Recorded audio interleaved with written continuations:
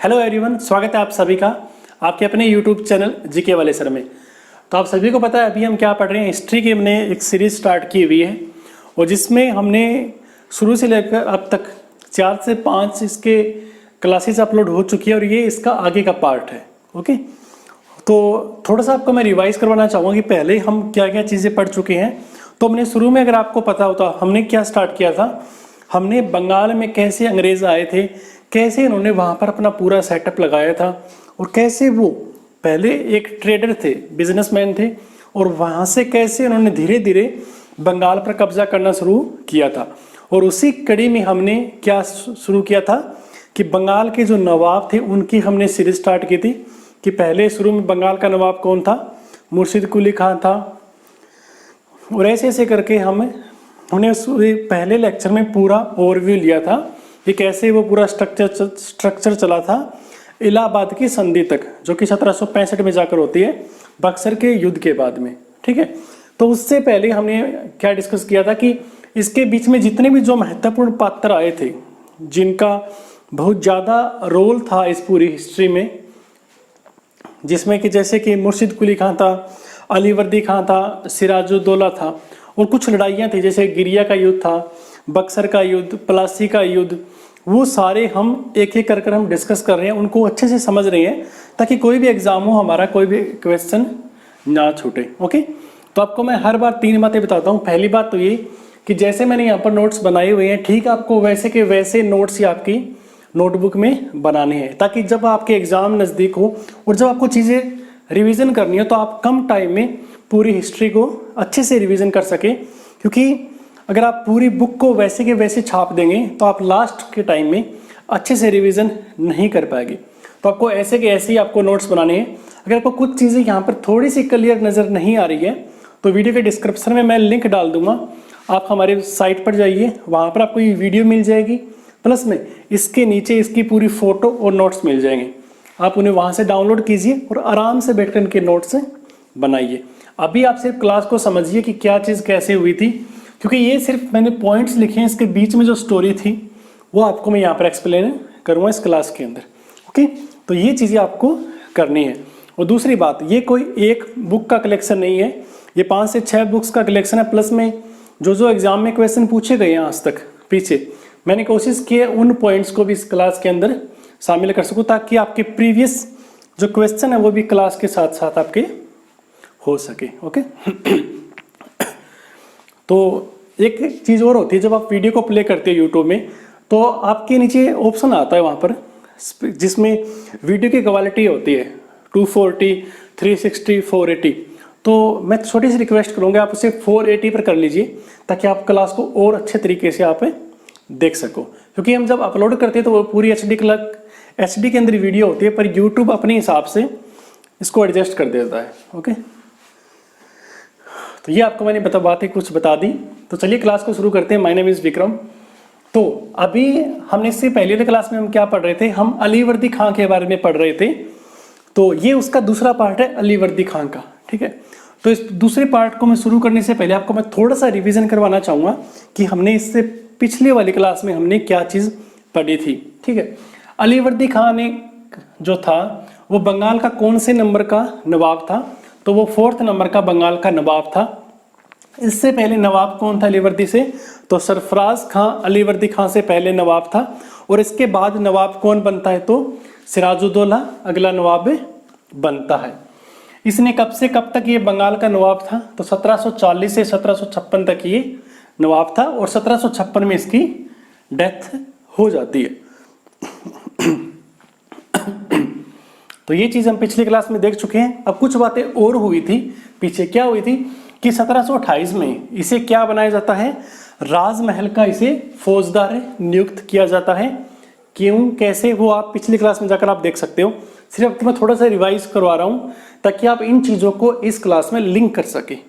Okay, तो 1733 में क्या होता है, ये इसे बिहार का नायब नाजिम बनाया जाता है। 1733 के अंदर क्या बनाया जाता है, बिहार का नाजिम बनाया जाता है। 1739 में क्या होता है, ये पहले नायब नाजिम था लेकिन 1739 में इसे बिहार का क्या नायब बना दिया जाता है, नायब बना दिया जाता है। ओके, और इसी टाइम क्या होता है, सुजाउद्दीन जो था उसकी डेथ हो जाती है, सुजाउद्दीन की। ओके,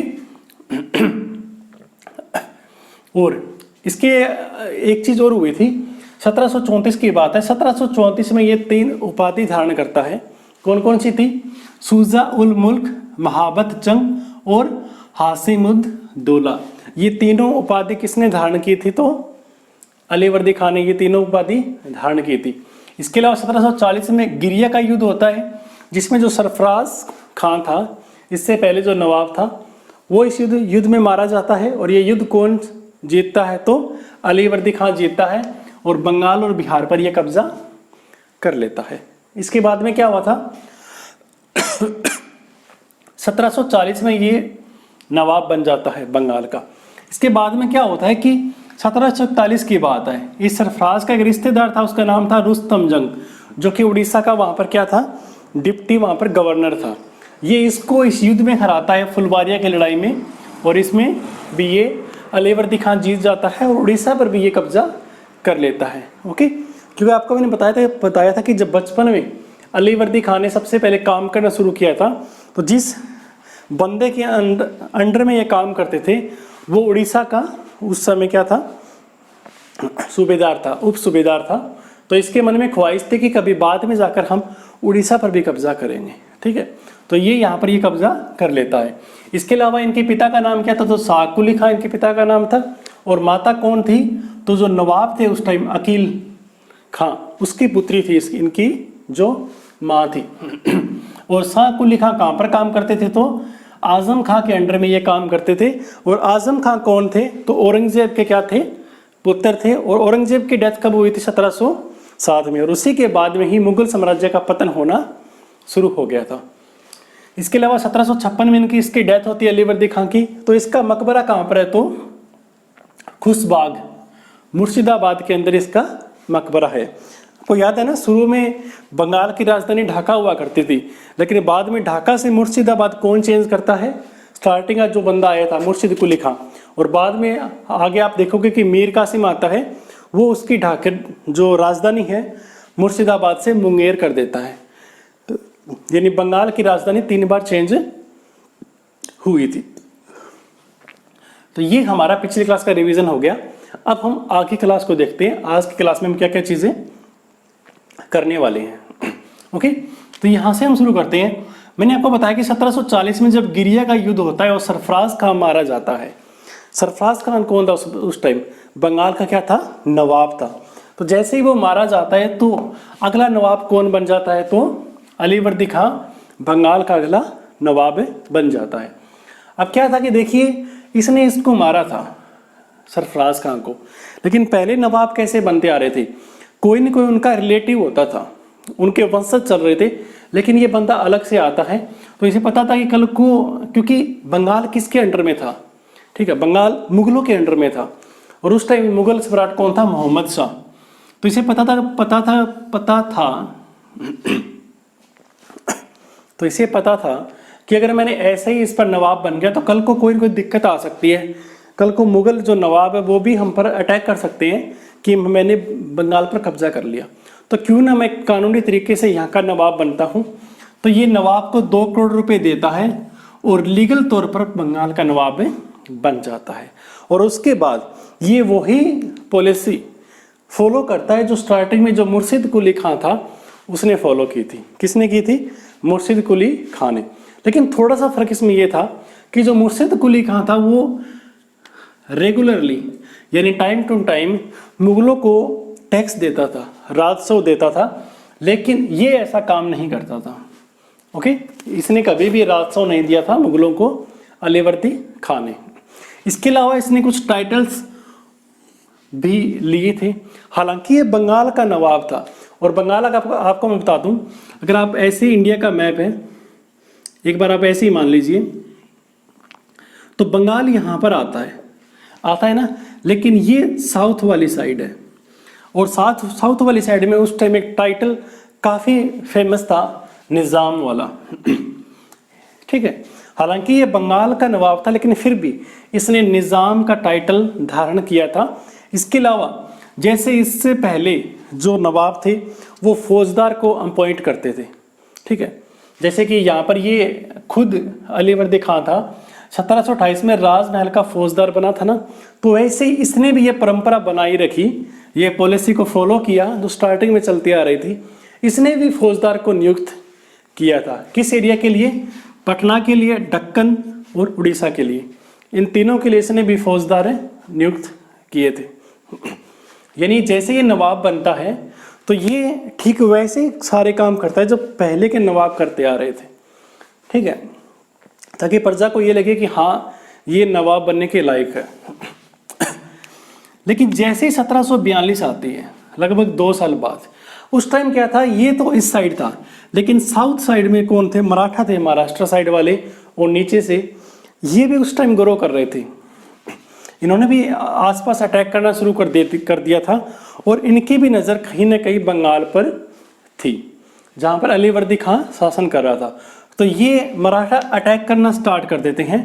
तो फिर क्या होता है कि जैसे ही मैंने आपको बताया, बंगाल मतलब पश्चिम बंगाल, और वहाँ पर उस टाइम कलकत्ता भी था। तो कलकत्ता ये मान लीजिए आप, जैसे आज के टाइम में दिल्ली है, हमारी कैपिटल है, सेंटर है, तो वैसे ही कोई भी स्टेट की जैसे कैपिटल होती है तो वो स्ट्रॉन्ग होती है। अगर उस पर किसी ने कब्जा कर लिया तो हम ये मान के चलते हैं कि उसने पूरे स्टेट पर कब्जा कर लिया, ऐसा ही होता है। तो उस टाइम जो बंगाल में जो कलकत्ता थी, तो अलीवर्दी को पता था कि अगर मराठा ने अटैक किया तो ये कलकत्ता पर भी ये अटैक करेंगे और इस पर कब्जा कर लेंगे। तो ये इसके चारों तरफ खाई खुदवा देता है ताकि कोई एंटर ना कर पाए। और इसमें एक खासियत और थी अलीवर्दी की, आपने सुना होगा ना, तोप। ये तोप को मैनेज करने में, चलाने में ये एक्सपर्ट था। मतलब करता क्या था कि जैसे आगे बेल हो गई, बुलक बोलते हैं हम, ठीक है, और बेल के पीछे गाड़ियों पर ये तोपे रखता था ताकि कहीं पर भी इसको मूवमेंट कर सके। कहीं पर भी कोई भी युद्ध हो रहा हो तो ये अपने तोपे एक स्थान से दूसरे स्थान पर ले जाता था, और इसको काफ़ी ज्ञान था कि तोप को कैसे यूज़ करते हैं ताकि युद्ध में हमें ज़्यादा फायदा हो सके। अब देखिए, इसको इतनी नॉलेज थी, लेकिन फिर भी ये मराठा के द्वारा हार जाता है। कहाँ पर? ये एक एरिया था, बेरार बोल सकते हो या बेरड बोल सकते हो, इंग्लिश में स्पेलिंग है BERAR। वहाँ पर क्या होता है कि मराठा यहाँ से अटैक करते हैं और यहाँ पर अलीवर्दी खां को ये हरा देते हैं 1742 में। एग्जाम में क्वेश्चन ये पूछते हैं कि 1742 में जब मराठा अटैक करते हैं तो उस टाइम मराठा का लीडर कौन था, कमांडर कौन था? ओके, तो कौन था? रघुजी भोंसले। रघुजी भोंसले उस टाइम मराठा के कमांडर थे। ओके, तो हमने 1742 तक की कहानी देखी। एक आपको एक्स्ट्रा बात बताता हूँ, ये एग्जाम में पूछेंगे नहीं, फिर भी पूछ लें तो आपको पता होनी चाहिए। अगर आज मैं भारत की बात करता हूँ तो यहाँ पर भी पता कि जम्मू कश्मीर है, और यहाँ पर पाकिस्तान और यहाँ पर अफगानिस्तान की सीमा लगती है, हमारे साथ लगती है ना। लेकिन उस टाइम ये पाकिस्तान, ये सारा क्षेत्र हमारा ही था, मतलब पूरा एक हिंदुस्तान था। आज से लगभग 200-300 साल पहले, 300 नहीं 280 साल मान लीजिए कि 2020 चल रहा है, और ये लगभग बात है 1742 की। तो उस टाइम जो अफगान थे वो भी अटैक करने की कोशिश करते हैं, किस लिए? कि जो बिहार था, बिहार वाला जो क्षेत्र था वो हम छीन लेते हैं, किससे? अलीवर्दी खां से। तो ये अटैक करते हैं, तो ये खुद तो उस टाइम नहीं जा पाता क्योंकि ये यहाँ पर बिजी होता है। तो ये क्या करता है, अपनी जो नवासे था, नवासे मतलब इसकी लड़की का लड़का, लड़की कौन थी इसकी? अमीना बेगम। इसका पुत्र था सिराजुद्दौला, ये उसे वहाँ पर भेजता है और अफगानों को ये यहाँ से बाहर धकेल देता है क्योंकि उनका अटैक को ये सक्सेसफुल नहीं होने देता। और बाद में जाकर यहीं सिराजुद्दौला नेक्स्ट नवाब बनेगा, आप देखोगे, बंगाल का। किसके बाद में? अलीवर्दी खां के बारे में बाद में। तो यहाँ तक हम 1742 तक देख चुके हैं जब मराठा ने अटैक करना शुरू किया था। तो बाद में जैसे हम 1747 में पहुँचते हैं तो यहाँ पर 2 काफ़ी महत्वपूर्ण घटनाएं होती है। एक तो यहाँ पर देखिए मराठा अटैक कर रहे थे, कंटिन्यू अटैक कर रहे थे, और यहाँ पर भी रघुजी जो भोंसले थे वो इनके कमांडर थे। पर यहाँ पर एक बंदा और आ जाता है इनकी साइड से, उनका नाम क्या था, जानोजी भोंसले। तो यहाँ पर क्या होता है, मराठा अटैक करते हैं, लेकिन इस टाइम अब क्या होता है कि जो अलीवर्दी खान था वो उस टाइम यहाँ पर प्रेजेंट नहीं था, वो अपने क्षेत्र से काफ़ी दूर था।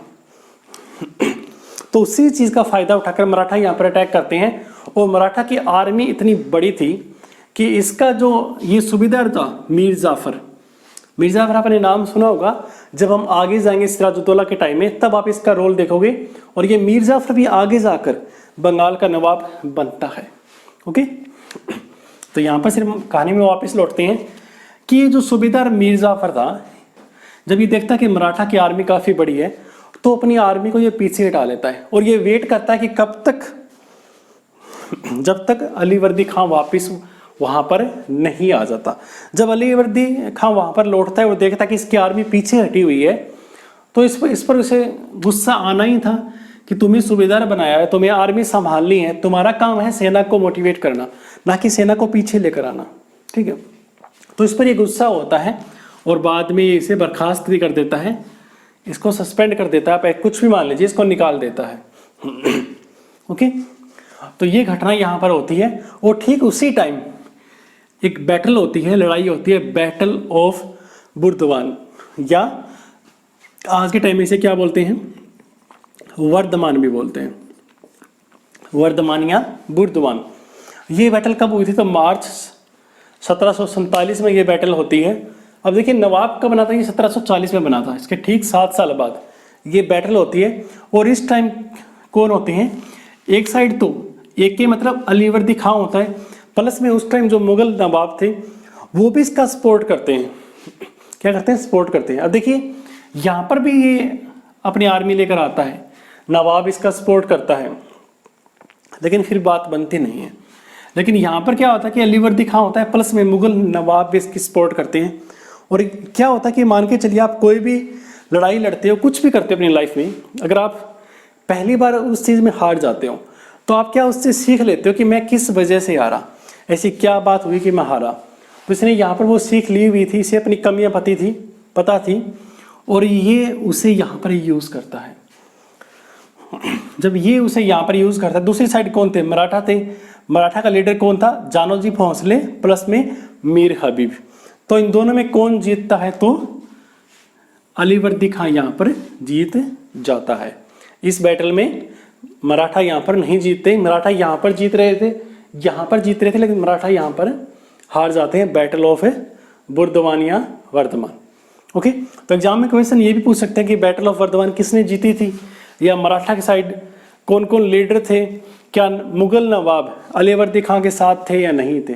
ठीक है, तो ये चीज़ आपको मैंने क्लियर कर दी है बैटल ऑफ वर्धमान वाली। यहाँ तक आपको समझ में आया। थोड़ा सा आपको रिवीजन करवाता हूँ फिर से दोबारा से। 1740 में, अब देखिए जब मैं बोलता हूँ 1740 में क्या हुआ था, तो आपको खुद के अंदर रिवाइज करना है, तभी आप चीज़ों को याद रख पाओगे, वरना आप ये वीडियो देखिए और वीडियो बंद कर दोगे, ये चीज़ें भूल जाओगे। मैं वीडियो इसीलिए बनाता हूँ कि जब मैं चीज़ें पढ़ता हूँ तो मेरी खुद की यहाँ पर रिवीजन हो जाती है, जितनी बार मैं चीज़ों को बोलता हूँ। तो आप भी ऐसा ही कीजिए। 1740 में क्या होता है, अलीवर्दी खान नवाब बनता है, प्लस में ये मोहम्मद शाह मुगल को 2 करोड़ रुपए देता है, किस लिए, कि मैं लीगल तौर पर बंगाल का नवाब बन सकूं। और ये मुर्शिद कुली खां की जो पॉलिसी थी उसे ये फॉलो करता है और निज़ाम का टाइटल लेता है। प्लस में ये फौजदार भी अपॉइंट करता है, कहाँ पर, पटना, डक्का और उड़ीसा में। 1742 में मराठा अटैक करते हैं, कलकत्ता के चारों साइड अलीवर्दी क्या करता है, खाई खोद देता है, लेकिन फिर भी ये हार जाता है। इसके बावजूद कि ये तोप चलाने में एक्सपर्ट था, कहाँ पर, बेरड़ के अंदर। और यहाँ पर मराठा का लीडर कौन था, रघुजी भोंसले। अफगान जो थे वो भी अटैक करते हैं, किस लिए, बिहार को छीनने के लिए अलीवर्दी खां से, लेकिन अलीवर्दी खां यहाँ पर मौजूद नहीं होता। तो ये अपनी जो नवासा थे, नवासे सिराजुद्दौला जो किसका पुत्र था, अमीना बेगम, उसको भेजता है और ये अफगानों को वहाँ से धकेल देता है बाहर, और ये लड़ाई यहाँ पर ख़त्म हो जाती है। इसके बाद 1747 में मराठा फिर से अटैक करते हैं रघुजी के लीडरशिप में, लेकिन उस टाइम जो सूबेदार था अलीवर्दी खां की साइड से मीर जाफर, वो आर्मी को पीछे हटा लेता है। और इसी बात से नाराज़ होकर अलीवर्दी खां उस पर गुस्सा होते हैं, उसको आर्मी से बाहर निकाल देते हैं। फिर 1747 मार्च 1747 में बैटल होती है, बैटल ऑफ वर्धमान, जिसमें एक साइड अलीवर्दी खां प्लस में मुगल नवाब, दूसरी साइड मराठा थी जो जानोजी भोंसले और मीर हबीब के लीडरशिप में थे। लेकिन ये युद्ध कौन जीतता है? तो अलीवर्दी खां ये युद्ध जीत जाता है। इसके बाद में क्या होता है 1751 में? अब देखिए यहाँ पर क्या हुआ था, अलीवर्दी खां हारा, इसे अपनी कमी पता चली और ये जीत गया। अब यहाँ पर मराठा हारते हैं और ये मराठा को अपनी कमियां पता चलती है कि हम क्यों हारे थे। अब ये भी अपनी कमियों को दूर करेंगे और अगली बैटल ये जीतेंगे, और वही हुआ था 1751 में। 1751 में उड़ीसा के ऊपर अटैक करते हैं मराठा, और इस बार क्या होता है, फिर से जो अलीवर्दी खां थे वो हार जाते हैं। इसके बावजूद देखिए यहाँ पर जो अवध का जो नवाब थे शुजा उद्दौला, ये भी इसका सपोर्ट करते हैं अपने अलीवर्दी खां का, लेकिन फिर भी ये नहीं जीत पाता। क्यों नहीं जीत पाता वो उसमें हमें नहीं जाना, एग्जाम में ये नहीं पूछेंगे आपसे, वो सिर्फ ये पूछते कि 1751 में कौन जीता था, कहाँ पर अटैक हुआ था, किसने अटैक किया था, किसकी साइड कौन सा बंदा था, उसका परिणाम क्या निकला, कोई ट्रीटी हुई, कुछ हुई, वो चीज़ें आपसे पूछेंगे। तो मैंने क्या बोला, उड़ीसा पर अटैक करते हैं और ये अलीवर्दी खां हार जाते हैं, प्लस में अलीवर्दी खां के साथ यहाँ पर कौन था, तो शुजा उद्दौला इसके सपोर्ट में था। तो क्या होता है कि जैसे ये हारते हैं तो उड़ीसा का कुछ हिस्सा ये मराठा को सौंप दिया जाता है, किसके द्वारा, अहमद शाह बहादुर के द्वारा, जो कि कौन था, मुगल सम्राट था। अब देखिए यहाँ पर अलीवर्दी खां भी होता है, प्लस में शुजाउद्दौला भी होता है अवध का नवाब, प्लस में अहमद शाह बहादुर भी होता है, अहमद शाह बहादुर भी होता है जो मुगल सम्राट था। इन तीनों के बावजूद भी ये उड़ीसा को हार जाते हैं। जैसे ही हारते हैं तो उड़ीसा का कुछ हिस्सा किसे सौंप दिया जाता है, मराठा को, किसके द्वारा, अहमद शाह बहादुर के द्वारा। तो इसके बाद में इसका परिणाम क्या निकलता है कि देखिए, एक अच्छा राजा वही होता है जो अपने प्रजा के बारे में सोचता है, उनकी सुख शांति के बारे में सोचता है। उसे पता है अगर उसकी प्रजा सही से रहेगी तो वहाँ पर काम अच्छे से चलेगा, वो शासन अच्छे से कर सकेगा। अगर ऐसी लड़ाइयाँ होती रही तो प्रजा का राजा के प्रति जो प्रेम है, जो विश्वास है, वो खत्म होने लगेगा, और कल को ऐसा हो सकता है कि वो प्रजा उसके अगेंस्ट कोई विद्रोह कर दे। तो उसी चीज़ को खत्म करने के लिए ये एक ट्रीटी करते हैं, शांति, मैंने शांति 2 बार लिख दिया, ये शांति संधि है, यहाँ पर शांति संधि या पीस ट्रीटी होती है। किस किस के बीच में, अलीवर्दी खां के बारे में, यहाँ पर लिखा है मैंने 1 मतलब ये शुजाउद्दौला, प्लस में 2 मतलब अहमद शाह बहादुर, इन तीनों के बीच, और प्लस में मराठा के बीच। ये पार्टी एक साइड है, मराठा एक साइड है, इनके बीच में संधि होती है कि आगे से कोई युद्ध हम नहीं लड़ेंगे। तो क्या जो पार्टी जीती है वो ये इस बात से एग्री करेगी, जरूर करेगी, अगर उससे कुछ प्रॉफिट होता है। प्रॉफिट क्या था उस टाइम, अगर आपने मराठा के बारे में थोड़ा सा पढ़ा है तो आपको पता होगा कि मराठा जहाँ पर भी जीतते थे तो उस एरिया पर ये कब्जा कभी नहीं करते थे। एक बार कब्जा कर लिया, फिर जैसे ये यहाँ पर टैक्स लेते थे मुगल वाले, तो वैसे ये इसे चौथ बोलते थे। तो ये चौथ लेते थे, कितनी, इनको बोला कि आप हमें 12 लाख रुपए चौथ दोगे पर ईयर, ठीक है, प्लस में उड़ीसा का कुछ हिस्सा आप हमें दोगे अपनी आर्मी रखने के लिए, ताकि उन्हें भी अपने बंदे यहाँ पर छोड़ने थे, ताकि इनकी गतिविधियों पर वो नजर रख सकें। तो इसके द्वारा यहाँ पर ये ट्रीटी हो जाती है और यहाँ पर संधि हो जाती है। आगे आने वाले 5 साल तक 1751 से 56 तक शांति बनी रहती है, और 1756 में अलीवर्दी खां की डेथ हो जाती है।